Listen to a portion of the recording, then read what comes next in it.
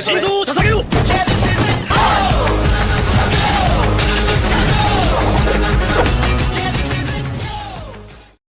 Episode के start में Maxwell और वाटिकन्स के और एक सदस्य के बीच एक मीटिंग हुई होती है, जहां पर मैक्सवेल बोलता है, तो क्या ये सच है कि 1941 में वाटिकन से बहुत सारे सदस्य ने उस ऑर्गेनाइजेशन की मदद की थी? नहीं, हमें फोर्स किया गया था, हमारे पास और कोई चॉइस नहीं था। क्या कहा? आप लोग को फोर्स किया गया था?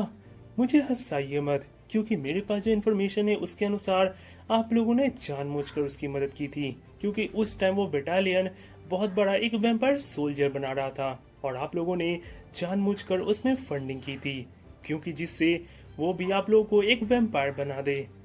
क्या मैं गलत बोल रहा हूँ? हे मैक्सवेल, प्लीज मेरी बात सुनो। तुम सही कह रहे हो, पर ये मेरे अकेले का डिसीजन नहीं था। उस समय वाटिकन्स के सभी सदस्य ने इसके लिए एग्री किया था, तभी हमने ये फंडिंग की थी। प्लीज मैक्सवेल, मुझे माफ कर दो। सॉरी, पर जो गॉड के रास्ते पर नहीं चलता है उसके लिए कोई माफी नहीं है। आमीन। उसके बाद हम देखते हैं तो इंटीग्रा का फोन आलूकाट को आता है, जहां पर आलूकाट बोलता है, मास्टर, मुझे लगता है कि 55 साल पहले जो हुआ था वो मेरे दिमाग में है। बहुत अच्छे आलूकाट, ठीक है तो तुम वापस आ जाओ, क्योंकि क्वीन तुमसे मिलना चाहती है। तो अपना ये सारा डिटेल उनके सामने ही बोलना। यह सुनकर वे सब ये सोच रहे होते हैं कि आखिर कैसे यहाँ से निकला जाए, पर तभी वहाँ पर फादर एंडरसन आ जाते हैं। यह देखकर आलूकाट गुस्सा होकर उसके ऊपर हमला कर देता है और वे दोनों एक जानलेवा हमला करते हैं। इधर तभी सेरस पीछे से फादर को खत्म करने जाती है, पर फादर के एक नजर को ही देखकर सेरस डर जाती है। वाटिकन का एक स्मॉल जेट यहाँ से 30 किलोमीटर नॉर्थ में तुम लोग का इंतजार कर रही है। ये पेपर लो और यहाँ से भाग जाओ, इससे पहले कि मैं तुम सबको खत्म कर दूं। उसके बाद हमें क्वीन की ओर दिखाया जाता है, जहाँ पर एक राउंड टेबल मीटिंग हो रहा होता है, जहाँ पर बहुत बड़े बड़े सदस्य आए होते हैं। यहाँ तक कि वाटिकन्स का भी मेंबर वहाँ पर आया होता है आलूकाट की इंफॉर्मेशन को सुनने के लिए। इधर तभी वहाँ पर आलूकाट, सेरस और वो आ जाता है। मास्टर, मैंने आपके ऑर्डर के अनुसार वो काम खत्म कर दिया है। बहुत अच्छे मेरे सर्वेंट, अब जाओ और क्वीन के साथ मिल लो, वो तुम्हारा इंतजार कर रही है। यह सुनकर आलूकाट क्वीन के पास जाता है। क्वीन आलूकाट को देखकर बोलती है, कैसे हो वैम्पायर? हम बहुत साल बाद मिल रहे हैं, पर तुम तो बिल्कुल भी नहीं बदले हो, और मुझे देखो, मैं तो बूढ़ी हो गई हूँ। क्या कहा? पर मैं तो अभी भी आपको उसी रूप में देख रहा हूँ जैसे आप 50 साल पहले थी, माय लेडी। नहीं, आप तो पहले से भी और खूबसूरत लग रही हो। ठीक है आलूकाट, अब अपना रिपोर्ट दो। 55 साल पहले एक नाजी मेजर ने वैम्पायर सोल्जर बनाने की कोशिश की थी, जिसे मैंने और वॉल्टर ने मिलकर उस ऑपरेशन को वहीं पर खत्म कर दिया था। पर लगता है वो मेजर हार नहीं माना था और वो अभी भी उसी ऑपरेशन को कंप्लीट करने की कोशिश कर रहा है, और यही है मिलेनियम। इधर तभी हम देखते हैं तो उस मेजर के ग्रुप का एक वैम्पायर लेडी वहां पर आ जाती है, जिसे देखकर सब बहुत ही घबराने लगते हैं और अपना गन पॉइंट उसके ऊपर करते हैं। इधर वो तभी बोलती है कि वो यहाँ पर एक मैसेंजर की तरह आई है, वो यहाँ लड़ने नहीं आई है। वॉल्टर, इसका क्या मतलब हुआ? मैडम, हमारा सिक्योरिटी नहीं टूटा है, ये कहीं और से आई है। तुम्हारा सिक्योरिटी मेरे ऊपर लागू नहीं होता है, क्योंकि मैं हर जगह हूँ और साथ ही मैं कहीं पर नहीं हूँ। वैसे मेरे मेजर आप लोगों से कुछ बातें करना चाहते हैं। हेलो, क्या मेरी आवाज आ रही है? Hello major. ओ आलूकाट, बहुत दिनों बाद मिले हम। हे, आखिर तुम चाहते क्या हो? अपना पर्पस बताओ। तो आप है सर इंटीग्रा हेल्सिंग, आपसे मिलकर अच्छा लगा। आपने कहा पर्पस। एक्चुअली मेरा कोई पर्पस नहीं है, हमारे ऑर्गेनाइजेशन का ही कोई पर्पस नहीं है। हम तो बस वॉर के लिए जीते हैं। यह कहकर वो उन्हें एक वीडियो दिखाता है, जहाँ पर बहुत सारे वैम्पायर एक आदमी को बेरहमी से मारते हैं। यह सब देखकर मैक्सवेल बोलता है, तुम लोग सच में पागल हो। क्या कहा? पागल? और ये कह भी कौन रहा है? वाटिकन का एक सदस्य। तुम्हारे पास क्या सबूत है कि तुम्हारा गॉड पागल नहीं है जो मुझ जैसे एक पागल को जन्म दे सकता है? हम तो बहुत साल पहले ही पागल हो गए थे जब हमने बहुत सारे आदमियों को मारा था उन्हें वैम्पायर बनाने के लिए। अगर तुम लोग नॉर्मल आदमी हो तो मुझे रोक के दिखाओ। अगर मैं सच कहूँ तो मेरा टारगेट तुम लोग नहीं हो, मेरा टारगेट है ब्रिटेन और हिलसिंग। नहीं, अगर सच कहूँ तो वो आदमी जो मुझे घूर रहा है।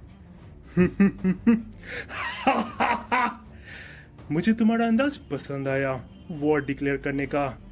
ठीक है, तुम्हें जितनी बार मरना है मैं उतनी बार तुम्हें मारूंगा। और मैं बता दूं कि मैं तब भी हार नहीं मानूंगा आलूकार्ड। ठीक है, तब हम वॉर में मिलते हैं। इधर तभी इंटेग्रा आलूकार्ड और सेरस को उस मैसेंजर को मारने के लिए बोलती है और तभी आलूकार्ड एक बुलेट से ही उस मैसेंजर के चीतरे उड़ा देता है और इधर सेरस उस वीडियो कॉल वाले चीज को खत्म कर देती है। पर तभी अचानक वे देखते हैं तो उस लड़की का लाश वहाँ पर नहीं होता, मतलब वहाँ पर एक खून का भी छींटा नहीं होता। यह सब देखकर वे सब एकदम से हैरान हो जाते हैं। इधर क्वीन यह सब देखकर हेल्सिंग को ऑर्डर देती है कि वो उस ऑर्गेनाइजेशन को कम्प्लीटली डिस्ट्रॉय कर दे, उन्हें इसकी पूरी आजादी है। उसके बाद हमें उस मेजर की ओर दिखाया जाता है जहाँ पर वो लड़की वहाँ पर सही सलामत होती है, यहाँ तक कि उसके शरीर से एक खून का कतरा भी नहीं बह रहा होता है। इधर यह देखकर मेजर उसको शाबाशी दे रहे होते हैं उसके मिशन को कंप्लीट करने के लिए। इधर दूसरी ओर हमें इंटेग्रा का कैरेज शिप दिखाया जाता है जहाँ पर मिलेनियम का एक सोल्जर उस शिप पे आता है। इधर तभी उस शिप का कैप्टन बोलता है, मैम ये शिप अब मिलेनियम का है। ओ, तो तुम हो नए कैप्टन?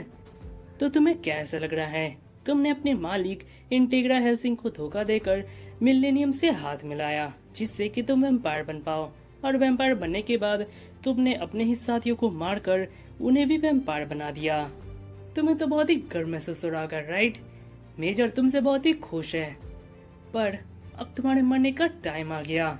यह कहकर वो उनकी तरफ एक बुलेट फायर करती है और तभी हम देखते हैं तो एक बुलेट से ही उन दोनों की मौत हो जाती है, पर वो कैप्टन किसी तरह उससे बच जाता है और वो यह देखकर एकदम से हैरान हो जाता है कि आखिर एक बुलेट से दो की मौत कैसे हो सकती है। इधर वो बोलती है, क्या हुआ, तुम बहुत कंफ्यूज लग रहे हो? मैं बता दूं कि मेरे बंदूक से निकला हुआ गोली कभी भी खाली नहीं जाता है, वो अपने दुश्मन को मारकर ही शांत होगा। इधर यह सुनकर वो कैप्टन बहुत ही गुस्सा होता है और वो उस लड़की के ऊपर हमला करने जाता है, पर तभी वो बुलेट कहीं से आकर उस कैप्टन के छींतरे उड़ा देता है। इधर वो लड़की उस कैप्टन के खून से वहां पर मिलेनियम का निशान बनाती है और उस बड़े से कैरियर शिप को हाईजैक कर लेती है। इधर दूसरी ओर आलूकार्ड और वॉल्टर आपस में बातें कर रहे होते हैं। इधर तभी आलूकार्ड वॉल्टर से पूछता है कि क्या उसे सिरस के फैमिली के बारे में कुछ पता चला। इस बात पर वॉल्टर बोलता है, नहीं, सिरस का इस दुनिया में कोई नहीं है, वो अनाथ है। और आलूकार्ड, तुमने आखिर क्यों सिरस को वैम्पायर बनाया? ये तुम्हें नहीं जचता। सिरस एक बहुत ही अच्छी लड़की है, वो तो खून तक नहीं पी रही है। ऐसा तुम्हें लगता है? अगर मैं उस टाइम उसे वैम्पायर नहीं बनाता तो वहाँ के वैम्पायर उसे मार डालते, और ये वैसे भी उसका ही डिसीजन था, मैंने उससे पूछा था। और तुम्हें लगता है कि उसे खून खाना पसंद नहीं? वो बस दिखाती नहीं है, पर उसके अंदर खून खाने की बहुत ही लालसा है। इधर दूसरी ओर सिरस एक नॉर्मल खाना खाने की कोशिश कर रही होती है, पर उससे वो नहीं खाया जा रहा होता है। इधर तभी वहाँ पर इंटेग्रा आती है जो ये सब देखकर डांटते हुए बोलती है कि तुम एक वैम्पायर बन चुकी हो, तुम एक नॉर्मल इंसान नहीं हो, इसलिए तुम्हें खून पीना स्टार्ट कर देना चाहिए। यह कहकर वो अपने हाथ को काट कर सेरस को उसे साफ करने को बोलती है। यह सुनकर सेरस उस खून को पीने लगती है।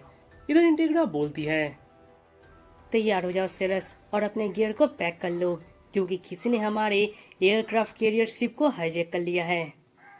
ये पक्का उन्हीं का काम है।